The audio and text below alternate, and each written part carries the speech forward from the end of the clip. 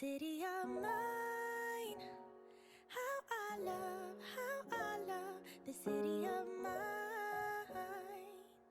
It never gets me down. City of mine, how I love the city of mine.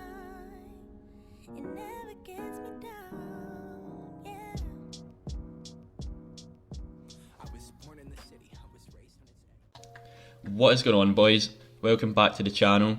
As you can tell, this is a different type of CIVIC video.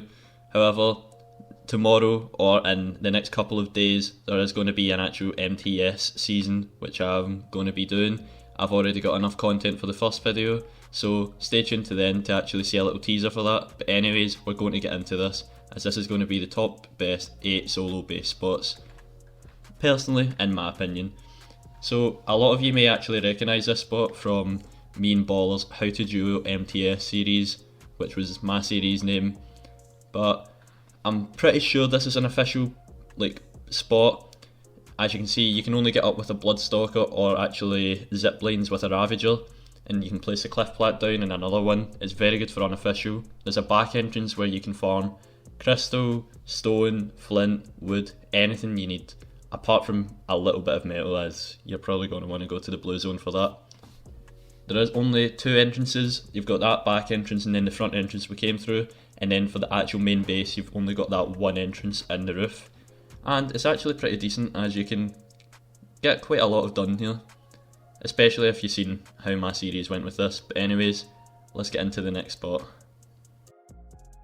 Just a little note before we do get into number 7, there's actually going to be 2 spots for each map that's included in this video, and it's not going to be in a specific order. But anyways, let's get into number 7.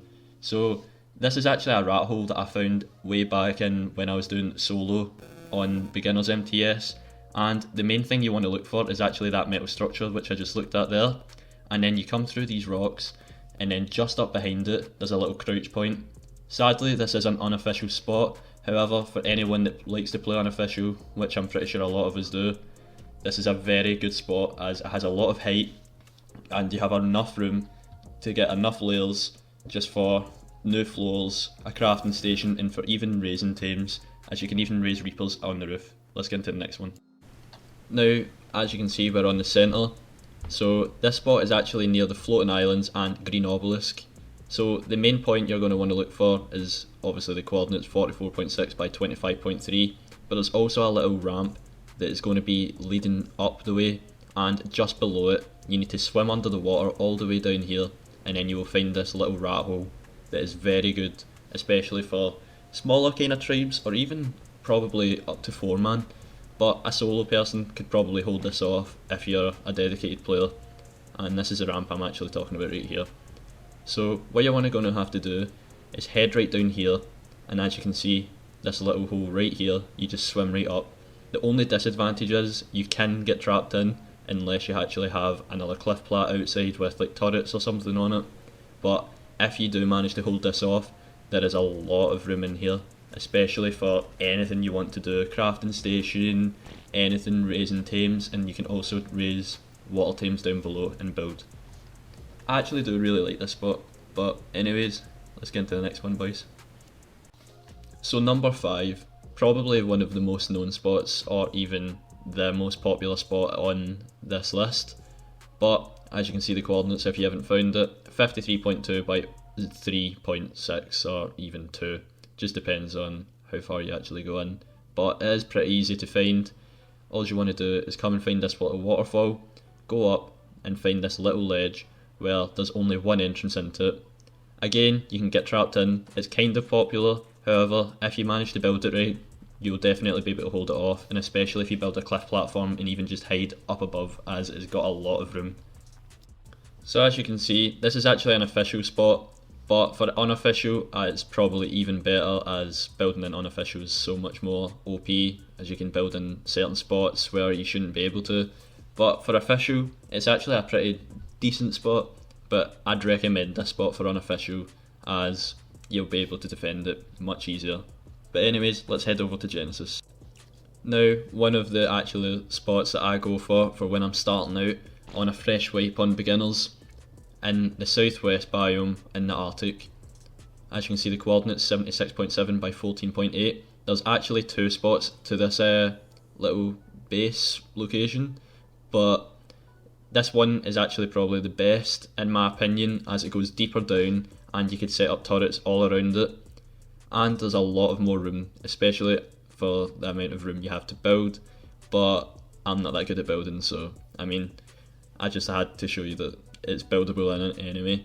But you can build in one of them, or you can even choose to build in both of them, and the second one is right over here, just to the left, and it's like a little neighbour to it. You just head down here, and you can actually even use this as a raising pen for anything down below, but I'm sure you guys can build it much better than me. I just, again, placing cliff platforms down just to show that you can actually build in it, as I'm not the best builder. But let's head over to the lunar biome for number 3.